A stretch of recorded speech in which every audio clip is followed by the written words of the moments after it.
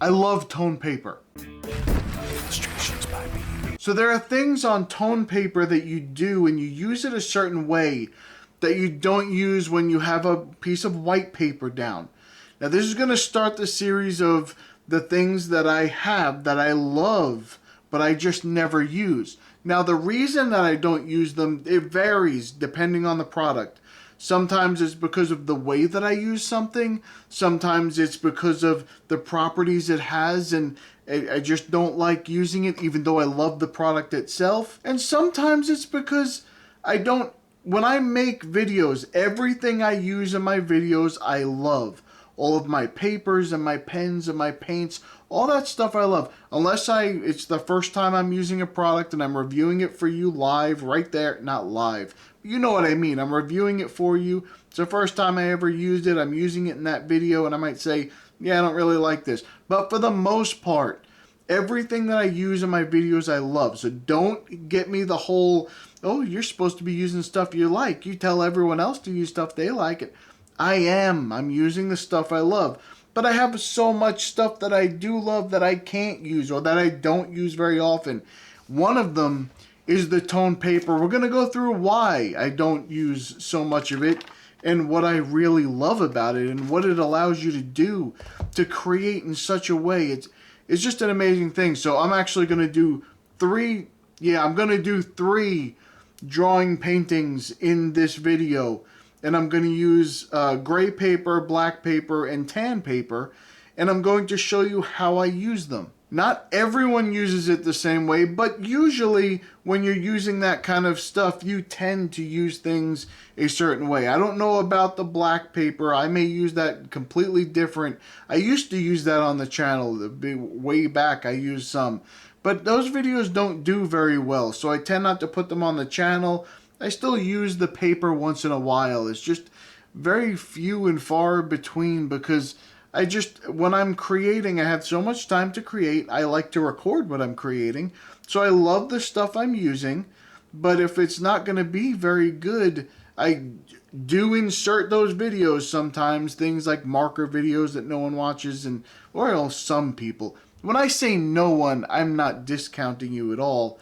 I understand that you watch them. You're the only one who counts, just so you know. Nobody else counts, just you. I can say that wholeheartedly. But what I'm saying is most people don't watch those videos, so they come in with very low numbers. It's not very good. So I sprinkle them in because that's what I want to do. So I put on the channel what I want to do. But there are certain times during the year when I can do those videos because I know I'm not going to get a lot of views anyway, so I might as well do the videos of those rare products that I know I can use, that no one's going to watch anyway. Don't worry about it. It's okay. It's not a problem.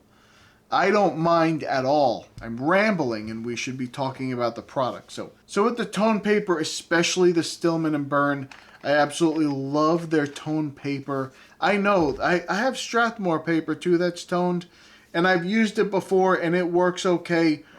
I'm going to show you why I don't use that very often and why I don't like that paper as much as I do like that paper. Alright, let's get into something. Okay, so I have one of these Strathmore books that are tone gray paper, and I love them. I did a lot of stuff in here that I really, really enjoyed. This is one of my favorite drawings in here. I did something like this. I love that drawing in there.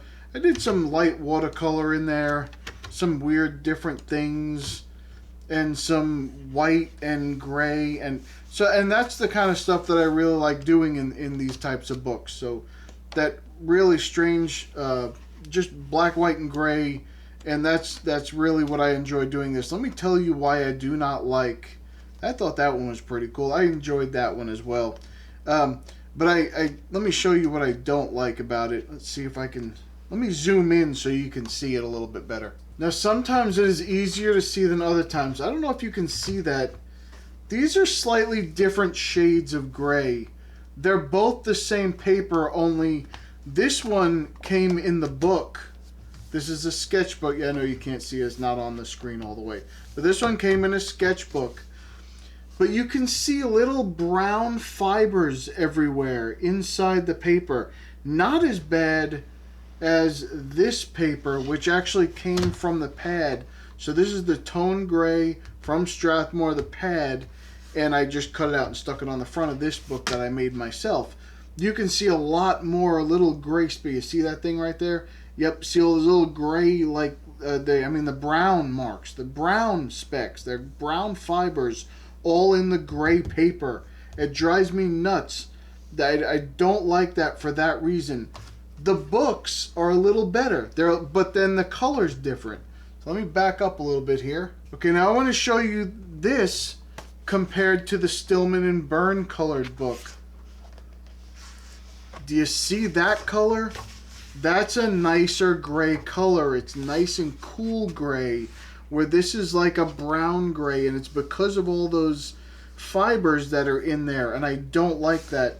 Now they also have a blue paper, which suffers from the same problem. There's little brown fibers all throughout it, and I don't understand why they would do that. Now getting back to this gray book, I've used this thing a lot. I love to put some white, and so the thing with the gray book is it's already a middle value. You can then make the darker areas and the lighter areas. Like in this hummingbird here, you take the lighter area and you make the darker area, and it just accentuates it a lot. And the color does pop off this page more than you would think for something that's toned down. You would think, oh no, that's not going to be as bright. And it's not as bright, but it still pops off the page. It's wonderful. Absolutely love this. I think I've gone through this book before and showed you some of this stuff, but I absolutely love these books. They work so well. And the Stillman and Byrne books especially, they hold, okay, so yeah, I'm going to get to this here. But they hold the color well. They hold up well when you're scratching away on it and you're just doing stuff and you're painting and you're putting, every paper holds up with gouache. Where'd that go? So this is a ton of layers of gouache, but you could do this on a paper bag. Gouache just works on everything. But this paper does take it very well. Both of these are gouache and watercolor, and they work very well. Now I like doing this type of scribble art thing on here, and I haven't done much in this book, but this kind of stuff. But here's the thing, I started doing this with my Twisted Sense Tales. I only have like 2 videos of that, and I have not done very much of it. I want to do more of it. I want to do more of those, and I'm going to start doing some more of those where I do, it's a black and white and gray drawing, that's it. And then while I'm doing that, I tell you a small short story that's just basically me rambling about nothing. It's not actually a story, but that's okay. Don't worry about that. So what I'm going to do for this video, even though that one, there's not a lot in there, is I picked up another one. I picked up another book, only it's the trio book. Let me show you here. Yeah, it's the trio book. So it has the gray, the black, and the tan. And I'm going to do one painting on each one and record it for you. And hopefully you enjoy it. Even this tan color here is a beautiful color. Wonderful. And this is why I got this book, because I have no tan paper. I've never used tan paper. I've seen other people use it, but I never thought I'd like it. But it looks really nice. And I'm going to enjoy using this, I think. I also have, there's black paper in this book, and then there's the lighter gray paper in this book. And I'm going to use all 3 of them and do something with it. So let's get into that, and we'll start talking about it. So right away, I did something that I didn't want to do. What I wanted to do was use a lot of cooler colors on the toned tan paper. And sometimes that's what you do. You put the cool colors on the tan paper, and then you use warmer colors on the gray paper. But I didn't do that all the way. I did some, but then I added a lot of warm colors, because after I was doing it, I said, well, you know what? I think I want to go that way with it. But one of the things that I enjoy about the tone paper is usually when I'm on the regular white paper, I outline in black, because you want to see the contrast. You want to see how that works. But on this tone paper, I always love the way when someone draws something on here that they then outline it in white. So that's what I did. These are just some quick sketches. I just did, don't worry about that. That was something else. The goal here was just to get some quick artwork down on each of the different papers. And I wanted to just use these as a regular sketching session, so it was a little bit less abstract than I would normally do. So I did some kind of little creature thing on the tan paper, and then on the black paper I did some kind of plant life that I don't know if it actually exists. There was another one that I actually did before that. The problem is that I didn't hit record, and I drew the whole thing without hitting record, so you don't really get to see. I'll flip back and forth at the end of the black drawing. I will flip over and show you, oh yeah, okay, it's there a little bit, but I didn't do that in this video, so I did a different thing here. And then in the gray book, I did a black and white with a little bit of gray, because it's a gray book, so it's, of course, there's gray on it. But it's definitely just a black and white. It's more like an ink drawing that I would normally do if I'm just doing a standard ink drawing. So that's what I did. And instead of outlining it in white, I added white to it where the open spaces are, where you would normally see the gray paper. I put some white in there. So I'm all about the contrast. I love to add contrast to anything, so especially when I use black paper, I add contrast to it. When I add, anytime I have the gray paper, the tan paper, I want to add that contrast in there. So, and that's the cool thing about this paper. It inspires me to do things that I don't do on the white paper that I always use. So you want to do something a little different, maybe tone things a little bit different and kind of blend them into the background, or you want them to contrast the background and use colors that are completely against the background color. You can do that too. It's a lot of experimentation with these tone, but I don't know. Tell me down below if you use tone paper. If you've never used tone paper, I urge you to try it. I really do. I don't care if you don't use my affiliate links. Of course, they will be down below, but if you don't, it doesn't matter to me. What I want you to do is get one of these Stillman and Burn with the 3 colors in them, so you can just try all of the 3 different colors of tone paper. You may like one and not the other ones. That may happen to you. And if that's the case, they sell them individually, but this just happens to be one that they put all together. But for me, I love using the tone paper. It's just something that is different. Now I said that I don't use it very often, but that's not entirely true. I have a small little travel book that is the toned gray from Stillman and Burn, and I use that quite a bit. I haven't used it very much recently, but I have. That's what I take with me when I go somewhere. I take a black pen, a white pen, and then I take that book, or a couple of white pens and a couple of black pens, and I use that book to sketch things out, and I'll go through it when I'm done with it. And sometimes that's the little book too that I also use to put sticky notes in. So sometimes I'm at work and I'm just drawing because I'm talking on a phone in a conference call, whatever, and I just start drawing and doodling, whatever. Sometimes I take those yellow sticky notes and stick them in the gray book. It's like a little 3x5, so that's perfect for a sticky note. I don't know why that I like the way that looks, but I do that, and then I tape it down in there, and there it is. It's in the gray book. So I don't know. I just enjoy doing that. I enjoy the difference in color, the complete difference in color. Almost like I painted a square and put it in there, and then the drawing is on top of that. So I really enjoy that. So you're going to see me. The other thing that I really enjoy about these is it gets me to use things. I'm going to kill multiple birds with stones. I already said that, I think. But anyway, I will never kill a bird with a stone. But I'm just saying, in the first drawing, the tan, I did use watercolor. And I used just watercolor the way I normally would use watercolor. I did use ink like I would normally use ink when I use the watercolor, and then I put the white outline, so that's something a little different, but not really a whole lot different. On the black paper, I use gouache, and I love using gouache. I don't use it enough. Gouache was one of those things that was a confidence booster for me. So I was doing a lot with watercolor. And then I just picked up some gouache. As a matter of fact, the gouache that I have in this video are the Holbein gouache, and I love that gouache set. I did swap out a color. I did not like. I don't like their earth tones. Some of those earth tones, I think the umber and things. I swapped it out for an M gram, and I have some M gram gouache too, but I didn't put it in this video. Other than that one color in that palette.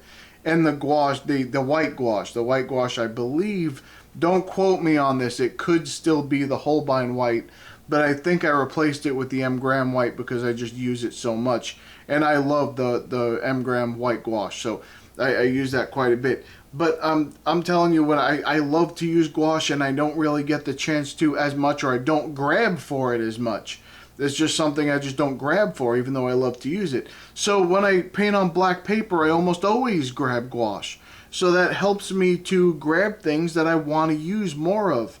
Then I go to the gray paper, and the gray paper, a lot of times on the gray paper, I will use things like colored pencil that I don't normally use. That hummingbird thing that you saw in the beginning, that's colored pencil. That was layers and layers of colored pencil. The paper holds up great for that.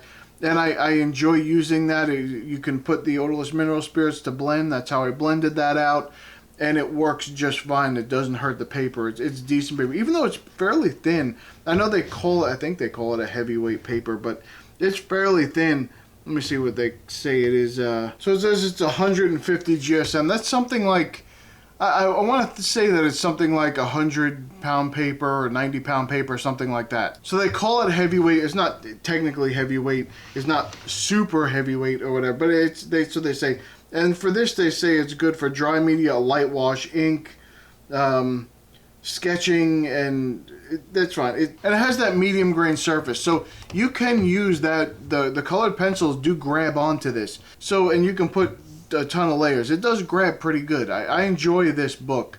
So, and I have the white paper book of this. It's the Alpha series. It's the same type of texture, and I enjoy that. I know that it buckles a lot. You put a lot of water, like this one in the back, this watercolor. It buckled a little bit. And I know on the back of the page I can see the buckling. It's okay, even if I don't want to use the back. When I use these spiral books, I usually don't put anything on the back of the page.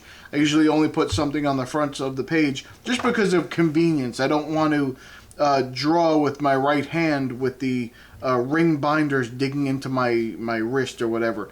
So that's the only reason why, and I've already mentioned before that some people do it because they think it's, no, that's the front of the page. It's only the front. Don't worry about that. The point is, on these, when I have the ring binder, I either do that or I hold it horizontally, and then I do it that way anyway. So the ring binder would just be on the top. But you can see how many layers I'm putting in these paintings, especially that first one, that watercolor. When I was doing that foreground, I put a lot of different layers on there. The paper didn't tear up. It didn't scar. It didn't start pilling or anything like that. I was able to put down a few layers without any problem, and I encourage you to try it out if you don't think so. Now, I will say this, and I have to say this every time I mention the Stillman & Birn paper. I am 100% partial to Stillman & Birn. I think it's because it was my first professional sketchbook that I had. My first good sketchbook with good paper in it was a Stillman & Birn book. And it just had this thing where it was a good experience, allowed me to do a lot of things, and I just kept that experience, and I said, you know what, I really enjoy this. And once I got the gray book, the original gray book, that was it. I knew that I loved this type of paper. I like this paper better than I like their Beta series or their Zeta series. I like the Alpha series better. I don't know. I know it's thinner paper. It buckles more. Maybe, I don't know, maybe you can have less abuse on it. I think it takes just as much, if not more. I have never had this paper break down on me. Now, not that I've actually tried. I haven't done like 20 layers to see if it pills up or whatever, or do a lot of wet into wet constantly to see if it pills up. I don't do that a lot. So, but I did some wet into wet here. I would do the bottom layer, then I'd add a little bit more and make it a little bit thicker, and add another layer on top, make it a little thicker, then add another color, make it a little thicker. So I did that. It never gave me a problem. But I know I'm partial, so you have to take everything I say about this company with a grain of salt. I just have this weird, it's like a switch in my head that was flipped, and all of a sudden I became like one of these weird fanboys for this stuff. But so you got to pay attention to that when you listen to me. But even knowing that, I can't really find any faults, any flaws with anything I did. I enjoyed every bit of what I did. It was a fun experience. It was a fun 3 drawings or paintings or however you want to look at that. It was 3 creations that I did. I enjoyed every bit of it. I'm going to use this book a lot in the future, and I'm going to do some more of those Twisted Sense tales. I really enjoy those. I hope you do. I know a lot of people don't, but I don't even do a regular intro to the video. Or sometimes I do a regular intro, but I just start the video and just start talking, and I don't address anything that I'm doing or anything that I'm creating. I just start telling you this story. And by the time I'm done with the story, I'm done with the drawing or the painting or whatever. And I enjoy doing them. I think it's very relaxing for me, and I do it in a very relaxing voice. Not this voice.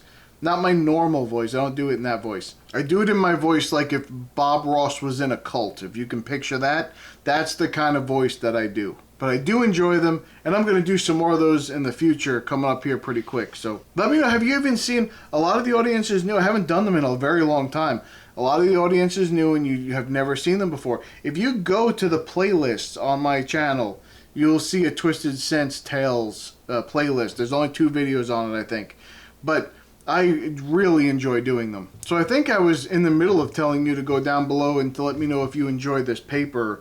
Let me know if you like using toned paper. Do you like doing drawings and paintings on toned paper? Have you ever tried toned paper? Some people have never tried toned paper.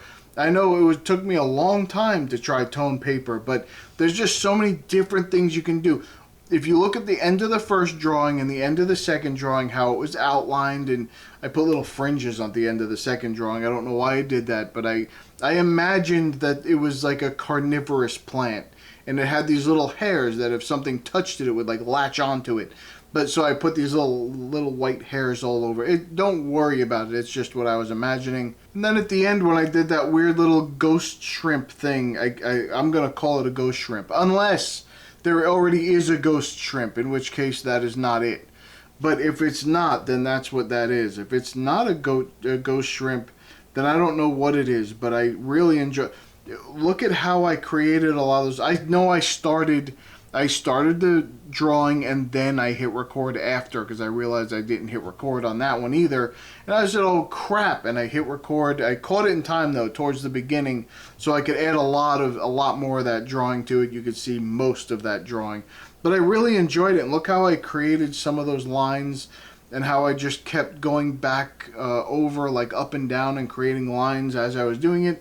Then I picked which parts were interesting to me, which parts I wanted to create contrast with, filled it in with black, and then left some bigger spots open where I could fill in with white. So, but I enjoyed that drawing very much. So if you're going to try and do one of these drawings and use this kind of paper, you can thank these people that are popping up on your screen right now, because they paid me to do this video, and if it wasn't for them, I wouldn't be able to show it to you. So thumb up the video if you're tired of me saying, hey, I wonder if you're going to do one of these drawings on this kind of paper. So if that's the case, then you can thumb up the video anyway, just because you're a good person. All right. If you would like to join our community, go to illustrationsbypete.com. You can come in, you can put your own artwork on the site and promote it. You can find some inspiration in the free reference photos. You can just use them however you want in your artwork. You do not need to credit me. Or you can come into the forums and talk to some people and maybe give some advice and maybe find a little bit of information that helps you. So come check us out. All right, that's about it for me. I'm going to go. I'll see you in the next one.